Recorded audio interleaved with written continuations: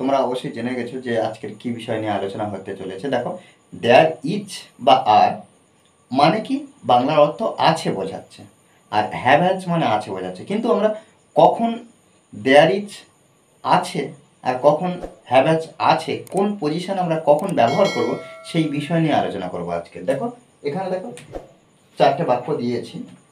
প্রত্যেকটা বাক্য কিন্তু একটু সূক্ষ্ম পার্থক্য, একটু ভালো করে আমাদেরকে বুঝতে হবে। দেখো, আমার গাড়িতে 3টি দরজা আছে। আমার গাড়িতে 3টি দরজা আছে। আমার গাড়ির 3টি দরজা আছে।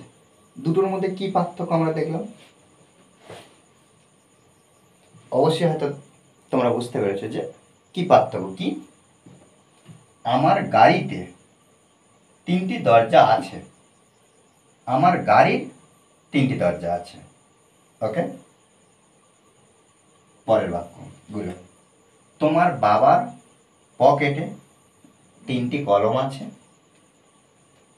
তোমার বাবার 3টি কলম আছে। তোমার বাবার পকেটে 3টে কলম আছে, আর তোমার বাবার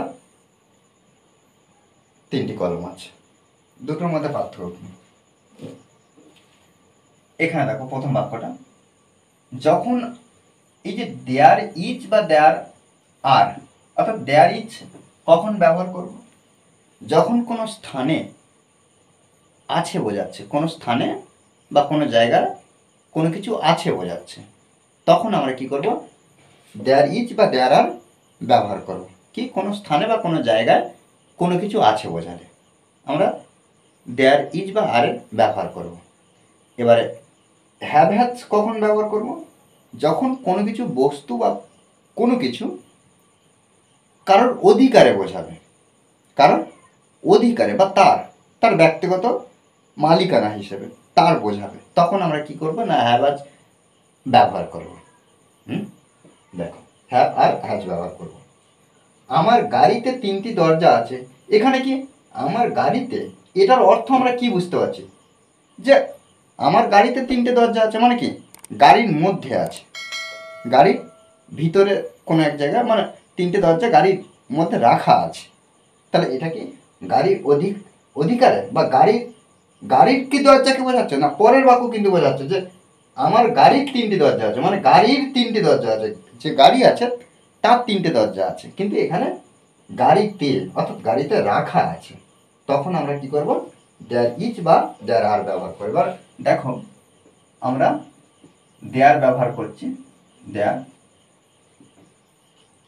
এই যে 3টি দরজা যখন দেখবে প্লুরাল বা অনেক জন ব্যক্তির ক্ষেত্রে অনেকজন বা অনেকগুলো যখন বোঝাবে তখন আমরা আর ব্যবহার করব, আর যখন একটা বোঝাবে তখন আমরা ইজ ব্যবহার করব।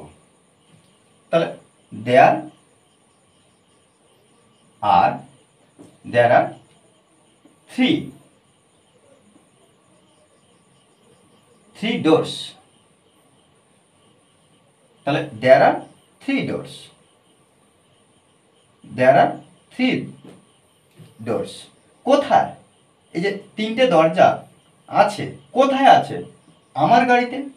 তাহলে in my car, in my কার, আমার গাড়িতে বা আমার গাড়ির মধ্যে ইন ব্যবহার করলাম। তাহলে এখানে দেখো, দেয়ার আর ব্যবহার করলাম, 3 ডোরস 3টে দরজা, ইন মাই কার আমার গাড়িতে বা আমার গাড়ির মধ্যে। এবার দেখো, আমার গাড়ির 3টে দরজা আছে, অর্থাৎ এই যে 3টে দরজার মালিককে, এই যে গাড়ি, আমার গাড়ি, তাহলে গাড়ির দরজা, গাড়ির নিজস্ব দরজা। তাহলে এখানে আমরা কি করব? মাই কার হ্যাজ ব্যবহার করব। কেন এখানে 3টে দরজা না, এখানে সাবজেক্ট অনুযায়ী কিন্তু আমরা এখানে হ্যাজ হ্যাভ ব্যবহার করব। তাহলে মাই কার হ্যাজ 3